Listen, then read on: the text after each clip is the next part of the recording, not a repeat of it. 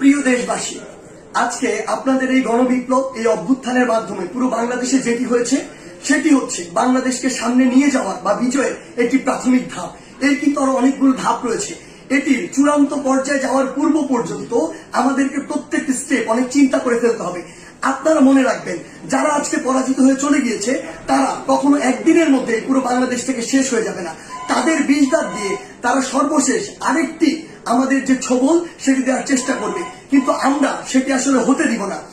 আপনাদের একটি জিনিস মনে রাখতে হবে যে পুরো বাংলাদেশের যে সংখ্যালঘু ভাই বোনেরা রয়েছে তাদেরকে নিরাপত্তা দেওয়ার আপনাদের দায়িত্ব নিতে হবে।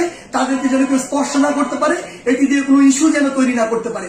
আরেকটি গুরুত্বপূর্ণ বিষয় আপনাদের মনে রাখতে হবে, সেটি হচ্ছে পুরো বাংলাদেশ, এই যে সম্পদগুলো রয়েছে এগুলো কিন্তু আমাদের সম্পদ, জনগণের ট্যাক্সের টাকায় গড়া এই সম্পদগুলো, এগুলো যেন আমরা বিনষ্ট না করি, কোথাও যেন জ্বালাও পুরাও ভাঙচুর এই বিষয়গুলো আমরা না চালাই। কারণ দিন শেষে আবার আমাদের ট্যাক্সের টাকায় এগুলো আবার পুনঃপ্রতিষ্ঠা করতে হবে।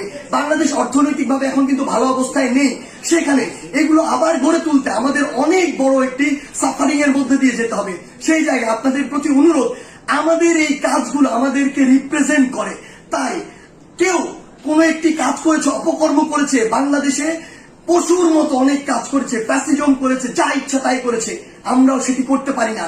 যদি করি তাহলে তাদের সাথে আমাদের পার্থক্য থাকে না, বরং আমরা দেখিয়ে দিব যে কিভাবে আগামীর বাংলাদেশকে বিনির্মাণ করা যায়। আপনাদের কাছে আমাদের প্রাণের অনুরোধ, আমাদের এই সম্পদগুলো, রাষ্ট্রীয় সম্পদগুলো আপনারা রক্ষা করুন, ভাঙচুর জ্বালাও পোড়াও থেকে আপনারা দূরে থাকুন।